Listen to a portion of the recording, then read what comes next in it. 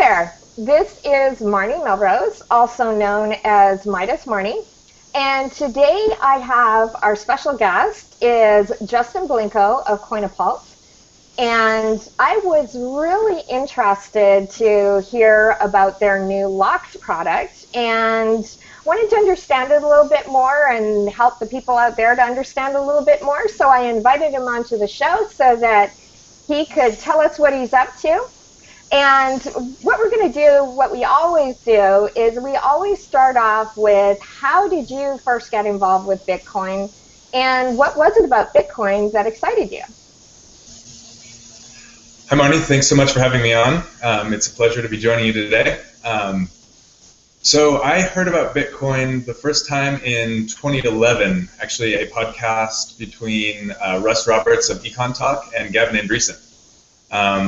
Heard about it pretty early and thought it was a really cool project, and unfortunately had a lot of other things going on and didn't dig into it too deeply until a few months later when Eric Voorhees actually took me aside, got me an Insta wallet, got me a Bitcoin, which back then was less than $1, and started to show me around. From then, I think it's kind of typical, it just kind of snowballs. You start doing a little bit of research and just kind of understanding a few of the applications and the ways that it's novel and some of the implications of what could happen if the use of Bitcoin actually takes off. And that little landslide turned into an avalanche, and I quit my job, moved to a foreign country, and here I am as COO of Coinapult, one of the best and most respected companies in the Bitcoin space, and having a really great time. Awesome, awesome. Well, that's good to hear. And, maybe one day we'll have Eric on the show too. And I know that he is one of the leading forefathers of Bitcoin, if you could call it that. Yeah, he's been passionate about it for a really long time, and you couldn't even count the number of people that he's brought into the Bitcoin space just by just giving them a little bit of Bitcoin and showing them what it is, and he's absolutely. I'd say him, Roger Ver, and Andreas Antonopoulos, as well as Gavin Andresen. To me, those are my people that are okay. Those are the ones I pay attention to. Yeah, they're all definitely experts in their field. Absolutely. Absolutely. And it was actually Gavin Andresen that really was a tipping point for me. I was originally kind of introduced by Andreas Antonopoulos, or rather he was the first person that I started paying attention to. But then when I heard that Gavin Andresen that was really interesting to me because I come from the tech world, right? And being in tech and then having somebody else who was so heavily involved in tech to say this is the second coming, kind of from the internet, I was just, okay, I'm going to pay attention. Yeah, Gavin is the only one of those four that I haven't met personally, but just from plenty of podcasts and hearing him speak at Bitcoin 2013 and 2014, you can just tell he's got that real sense of humility, but underlying it is some real genius. And I think us in the Bitcoin world can put a bit of trust in the words that he's saying. He thinks about what he says very carefully and doesn't just start making proclamations that he doesn't think can be backed up. So. That kind of roped me in at the beginning, and it's been a fun ride ever since for these past few years. That's awesome, and I understand that it's a family passion now, because believe it or not, this was totally unexpected. Your sister contacted me for an interview that she wants me to do for her, and I said, well, I should have you on our show. And so we were talking along, and then I suddenly realized, I'm like, oh my God, your brother is on this week. Yeah, it's must be something in the water or in the DNA. Is it something in your family about the beliefs or something that attracts the Blincoes?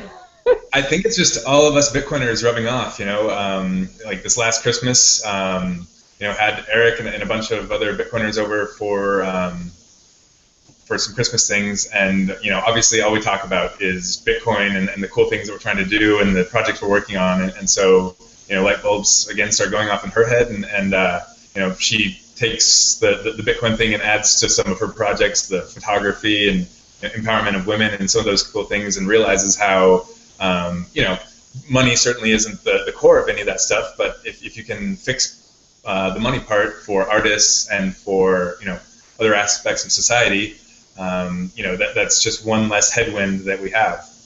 So she kind of took that, and she's done really well, and I'm very proud of her. So it's cool to see her making waves in the California scene, and now the global. So yeah, I'll look forward to that too. So tell us all about Locks and how it works and what it is and your new wallet and everything that you guys are doing these days, because it looks really exciting. Of course, I know being here in the United States, I can't really participate because, the United States has this idea about the world that hopefully one day might change, but not anytime soon. So tell us what the rest of the world can actually participate in and what you guys are up to. Sure. So I'll start with a intro to Coinapult for those that aren't familiar. The company has been around since early 2012 and has been doing Bitcoin services ever since. The main feature that most people would have known from back in the day was a Bitcoin wallet that was the first to be able to send coins via SMS and email. So used a lot for introduction to Bitcoin. If you're meeting someone on the street, you can SMS them, $1 worth of Bitcoin and introduce them. Since then, we've been kind of under the radar, and a lot of people have been asking us what we've been doing, and we've been in stealth mode. And it wasn't until the last few weeks where we've been able to announce what we've been doing. And contrary to a lot of what's going on in the Bitcoin world, we wanted to make sure that we had the product ready before announcing what the product was. Personally, each of us have just been disappointed too many times when someone announces a really cool product. We get excited about it. You go to their website, and there's a sign-up form, and they say they'll email you when the product is ready, and you just never get that email. I can't even count the number of emails that I'm waiting for. So what we launched was a product called Locks, which goes hand in hand with our wallet. And basically what Locks is it gives users the ability to exist in the Bitcoin ecosystem without being subject to the Bitcoin price volatility. So this was something that we came up with about 9 months ago. Mm-hmm. Eric Voorhees is one of the founders of the company, as is Ira Miller, and sitting around kind of thinking about, what are the problems in Bitcoin adoption. And obviously one of the biggest ones when you're explaining Bitcoin to a newbie, one is Bitcoin, the blockchain, the payment network, and how you can now send money anywhere instantly throughout the world without any third party's assistance. So that part's cool, and most people get that. But then you start talking about Bitcoin, the small b, the currency, and you start to have to explain how the price is set, and different exchanges throughout the world, and you go into a diatribe about how the currency trading market works globally and currency exchanges. And so it's actually a lot of lessons pushed into one. So with Locks, basically you can have a dollar-denominated balance, or euros or pounds, gold or silver we have available right now. And that's and you can basically lock those funds away. So if you have $100 in Bitcoin and you want to spend $100 in 2 weeks, say, and buy something on Overstock.com, mm-hmm. Lock that to $100, and in 2 weeks, no matter whether the Bitcoin price has gone up or down, you have $100 that you can cash out into Bitcoin. And the core of the design is it's really fast, simple, and easy. So you can go to exchanges and get signed up and enter all of your information, wait for approvals and all those things, or you can just lock, and the value stays. So it's not the pure Bitcoin. The Bitcoin purists probably aren't going to use it. They can stomach the volatility. They kind of understand the long game. But we really see it as a product for newer users and people that aren't currency speculators. Right. Yeah, I was thinking, like, for me, I'm like, I swing trade. So I'm like, I like the volatility. I want to keep it. Yeah, and that most of us that got into Bitcoin early have that same, we like the adrenaline, and we're okay losing 10% of our wealth in a day. But Exactly. A lot of there's people not are. that many people like you and me, Marnie, in that department. I Especially agree. you know, especially as they're introducing newer aspects of the technology. So Absolutely, I agree. I think that, and especially, when we do talk about, countries that where their currency is in such a downfall, right? Like Argentina, for instance, and a lot of the South American countries, unfortunately, and some European countries as well. And there, I really believe that people, even here in the United States, they don't have any faith anymore in their currencies, right? And so this is really interesting, I'm sure, to a lot of people, especially that are in a lower socioeconomic status. And they're worried about, like, I think on your video, you talked about paying rent, right? If I want right, to pay my rent, I don't want that money going down, right? I want that money staying exactly where it is. right. So, yeah, so tell us a little bit more about how that all of that works. Yeah. So and that volatility, certainly. Those of us who have a little bit of trading money, yeah, we want volatility. You can make money on that swing trade, but there's also that kind of monthly expense money that you definitely don't want to take risks with. Exactly. Um, so yeah, we definitely see some pretty new applications in a lot of developing countries. We are headquartered here in Panama. That's the office, and you can kind of see the background of some Panamanian buildings behind me. Our site is actively being translated to Spanish right now, and we're translating everything. We have Spanish-speaking support, native dual language, and we see the Latin world as kind of the next real Bitcoin environment. Boom. And the reasons being they're starting to become pretty technologically savvy. I mean, smartphones, certainly not as ubiquitous as the US, but really gaining traction. And with Coinapult's SMS ability, you can actually lock and unlock via SMS. So you never actually even need to touch the internet to both use Bitcoin, this internet currency, and use locks, which is kind of our next layer application on it that allows for some stability of your value. So certainly there are a lot of countries where the people don't trust what their governments have done to their money in the past, don't trust what they will do in the future, and Bitcoin certainly provides a lifeboat, and we think that locks provides an option for those people if they don't want to make the bet on Bitcoin, the currency, going to 10,000 to the moon. They can get into an asset that they're more comfortable with: gold, silver, euros, dollars, pounds, more to be added. And then once they're learning and seeing how easy it is to pay for their flight with BTC Trip or Cheap Air, buying content, getting on dating websites, and paying with Bitcoin, and just seeing, hey, I don't really need this credit card.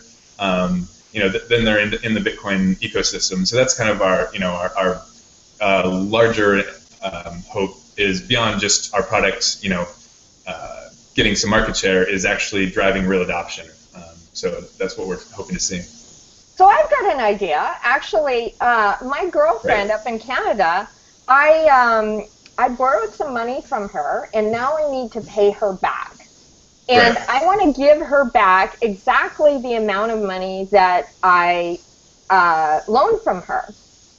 So she's in Canada. Yep. Theoretically, how would we do that with Coinapult? So let me just get into first some of the legal caveats to our system. So the technical system allows for a lot of real robust power as far as transfers and payments that we have basically blocked. And you mentioned the U.S. aspect, so I'll touch on that briefly. Basically, we have a general counsel on staff. One of the sadder parts about Bitcoin, although I love all the attorneys that I work with every day, is we have to spend a lot of money on making sure that we're compliant. And a lot of that money is just spent having discussions and looking into laws, and the attorney is saying basically, we don't know. We have no idea how this law will be interpreted in light of Bitcoin. It's just too new. It's not, it's a little bit like this regulatory regime, but it also fits a little bit into this one, so you never know which one you should go with. So that was what played into our decision for now to block the U.S. until there's more more certainty in how our product would be treated. And we do have attorneys looking at that. The other thing we blocked for the moment is transferability. So if you go ahead, if you were living in Canada and you locked $100 and wanted to transfer to your friend, right now we do have that blocked. Literally, as we speak, our general counsel is looking into a number of risk management aspects on how we can accomplish that in a right and compliant way. Basically without being a money services business, yeah? Is that what it kind of comes down to? Because when you talk about the transfer of money, that's when you have to have the MSB license, right? Right. We want to make sure that we're not, we want to make sure that we are doing the proper KYC, AML, and that we're proper licensed as an MSB in the locales that we need to be for our product. So, instead of launching everything all at once worldwide, we're kind of doing a little more tempered release and adding features as we know that we can. So today, the way that you can accomplish this is to send your friend, the correct amount of Bitcoin, $100 worth, and she just sets up a Coinapult wallet and locks that herself. So with locks, you can use Bitcoin that you already have in a Coinapult wallet, or you can send from an external address, from a blockchain, a crypto kit, Mycelium. You can just. And so, what if she wanted to get that out in Canadian dollars? How would she do that? So we don't operate as an exchange. We are 100% Bitcoin in and Bitcoin out, and that's kind of our. We're on the Bitcoin ecosystem. So she would have to use a third party. It's kind of more like parking it. Right? It's like parking it at a value, right? Yeah, that's a really good way to think about it. Yeah, it's pegging it to a value, or parking it to a value, or locking it to the value, and that's kind of where the name came around. Is you have X amount of money in the Bitcoin space. You want to keep a certain amount not in Bitcoin. We see a lot of people that have contacted us that get paid in Bitcoin. They don't necessarily want to cash that to the bank and go through all the fees and wires and then, if they decide they want to buy Bitcoin again, have to go in the reverse direction. But they don't want their entire paycheck exposed to the whims of, what's going on in the global markets. So they lock some of that. So yeah, it would be like setting your basic necessities aside, right? And exactly. Great strategy. What you need for everyday living. And you want to make sure that doesn't go anywhere, right? And then you can let the market run with the other amount of Bitcoin that you have. So that's the investment part, whereas this is more of the daily expense and living part. I get it. That is really useful. I could totally see people wanting to do that. Especially those people who are in Bitcoin. Yeah. It's certainly really good for that. Overstock.com, with their relationship with their payment processor, they do something like that, right? They are, I believe, taking their profits in Bitcoin. So I think 3% of the money they get in Bitcoin, they're keeping in Bitcoin. So with locks, you can do a similar thing. Designate X% to stay in Bitcoin and X% to be locked to gold, or if you're a hard money person, you can have it locked to gold, and That is really, really cool. I can think of a whole bunch of people right now. So we can't do business in the United States, but that's correct. Is that the only country that is so Machiavellian that you can't get into? Yeah, the U.S. is the one that we're most confused on how we'll be regulated. Right now, we also have blocked our own backyard, Panama, basically with the way our company structure works. It's not anything. With the way we're structured, it just it would add a lot of complication for us. And another thing that I'm trying to get the lawyers to work on to get that set up and fixed, but there's only so many hours in the day. Yeah, I get that. Other than that, we're pretty much we don't have too many other restrictions besides that. And as you're talking about ideas of applications, the entire service is available via API. So one of the interesting applications we see of this, and my prediction is, Coinapult is a great brand. people come to our site and use the service. But I think in the longer term, the much larger use case is someone who's figured out, local markets and wants to add locks as a value-added service for their customers. They can connect to us via API, and their customers can, from a partner's site, lock their Bitcoin. It creates a Coinapult wallet and lock for them automatically. Where I could see that as a use case is maybe in some of these ATMs, right? Yeah, we've had some discussions with almost every ATM company about how we could potentially partner, and there's a few cool applications. We just need to get more ATMs out there and more people buying Bitcoin, and I think the business case will make itself. So. Yeah, so you guys are thinking more of yourselves on the back end of things, as well as the front end, but more on the back end, right? Well, we've built this really cool underlying engine that drives this whole thing, and one thing I should also mention is that Coinapult is not betting on any price movements. So we're hedging ourselves 100% of the time within seconds or minutes of any of these transactions. So I know on Reddit a lot of people were saying, this is just backed up by Eric's belief in the Bitcoin price going up, and he's just allowing everyone else to short Bitcoin, and when the price goes up, that's how he makes his profit. While we could probably convince him that might be a good idea, we hedge everything. So whether the price goes up or down, we don't, we're not, the funds aren't either at risk, and we're not making bumper profits if the price, no matter where the price goes. So that's one important thing to note. But in building this underlying engine, that basically we see there's two layers. There's kind of the, the trading engine that makes this all work, and then there's just access to that. So the website and the Coinapult brand is one access method, our SMS and email capabilities, and then you also have the API, which allows other companies that have good ideas to integrate locks into their service, whatever that may be, to use it. So one thing that I've thought of is companies like Bitpagos that are accepting fiat and paying out their merchants in Bitcoin, so kind of the opposite of what people are used to in the US. They could, instead of paying out in Bitcoin, pay out some or a portion in a locked currency. So, as they're going to a hotel operator in Buenos Aires, they don't have to say, accept Bitcoin, it will lower your fees significantly, and now you have to learn about Bitcoin and trade, look at Bitstamp every day to see what your value is. You get paid what you get paid, and the value stays there until you're ready to exchange it for pesos or buy back into Bitcoin or whatever you want to do. That is really, really neat. Well, that's cool. So is there a service fee for using the service? We don't ever charge any fees. Our money is all made on a spread, and we try to be very open about it. Our spread is between 2 to 4% at all times. Those are the caps. And whenever the market isn't in its most hyper volatile state, that usually stays close to 2%.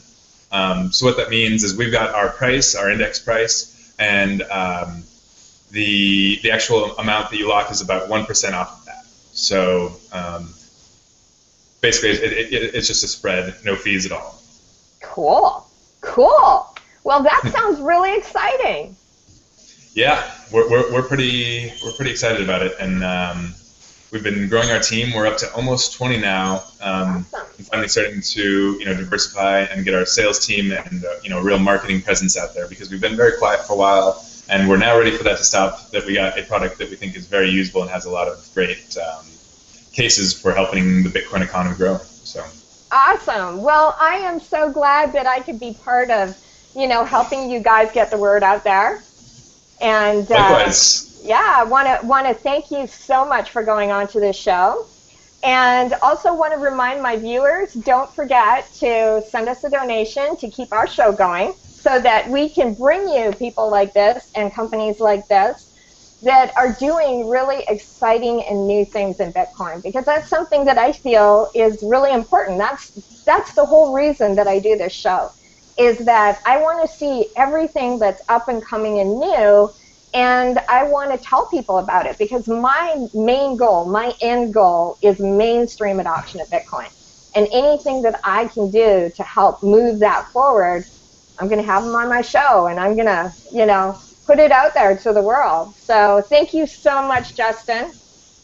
Thank you for having me on, Marnie, and thank you for all you do in helping companies and other people put out the word on Bitcoin and the ways that it can help people. Absolutely. Thanks a lot. Have a great one.